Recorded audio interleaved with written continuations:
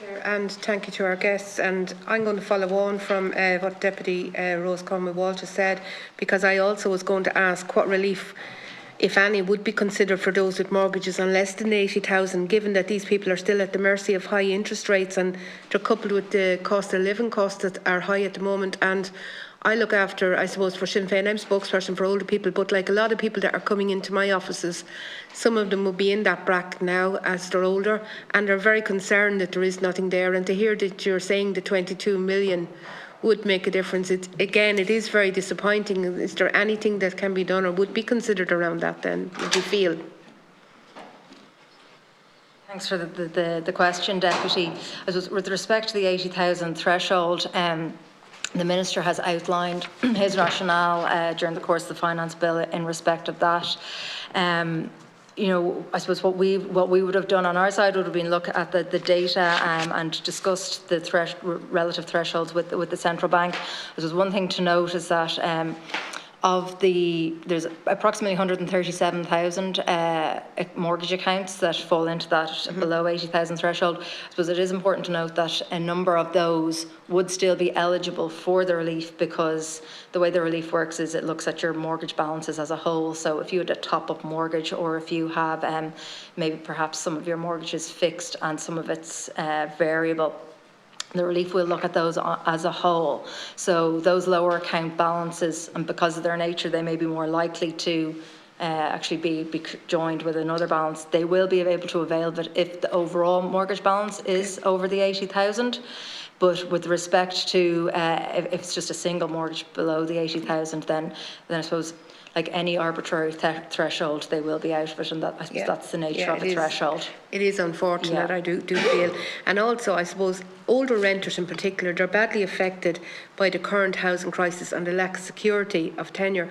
Regardless of the rent-paying record, what measures or incentives could be envisaged to encourage landlords? And I know you've spoken about landlords, and I appreciate that, but I suppose what I want to know is, can we encourage landlords into more long-term leases, given the more security to our ageing population who are currently renting, and there seems to be quite a high amount of them still renting?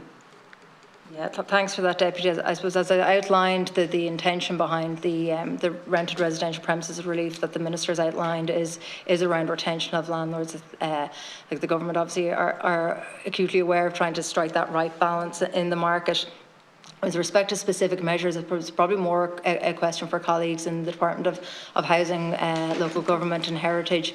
I am aware there are some initiatives there around the tenant in situ scheme that they would have introduced, and there is legislation that the Minister is looking at in respect of first refusal to tenants with respect to premises when they are being taken off the rental market. But I suppose it's probably more of a question really for colleagues from the Department of Housing. Yeah, and I appreciate that, and I thank you for it. It's just some of the people that come to me, I suppose the insecurity is what's keeping them awake at night, and we're trying to alleviate that. So I do thank you for the answer, and I'll finish with this.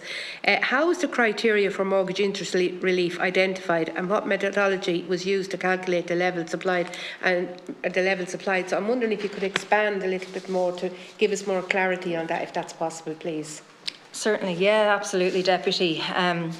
I suppose with respect to the mortgage interest tax relief, as you are aware, I suppose it was an issue that has come to the fore due to the, I think at this stage it's maybe 10 interest rate increases over the last 14 months.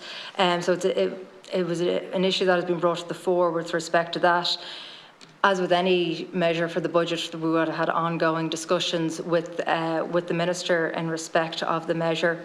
We would have looked at various options with respect to trying to ensure that, due to I suppose the measure being introduced, which is somewhat contrary to monetary policy, to the efforts of the ECB to try and dampen inflation, we would have looked at ways to ensure that any measure that is to be introduced is timely, is targeted and is time-bound. So throughout the last number of months, we would have had ongoing deliberations with the Minister looking at various different ways to design the tax relief. We then, as I mentioned earlier with Deputy Conway-Walsh, we would have looked at the data from the central bank, and that was obviously key to the formation of the policy. And we would have gotten significant data from the bank with respect to the numbers of accounts and the types of accounts within various income bands. And we would have also gotten assistance with the central bank with respect to the number of accounts that would have experienced an interest rate increase over the year. So I suppose what we ultimately, to arrive at our cost for the scheme, the bank would have estimated that there was approximately 208,000 accounts between the thresholds that were set, between the 80,000 and the 500,000. They would have looked at the increase in the interest bill for those 208,000 accounts for the relative period, and that would have been approximately 676 million. And then applying the relief of the 20%, that would amount to a cost of about 135 million. There's obviously a cap on the relief, so we would have just somewhat then depressed the cost a little bit down to 125 million. But it was, I suppose, and there's ongoing negotiations and discussions between ourselves, the bank and the Minister, that we would have arrived with the measure and with the cost of 125 million.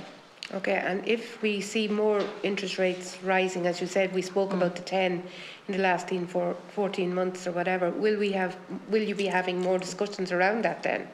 Or will that be it? We're just at where we are?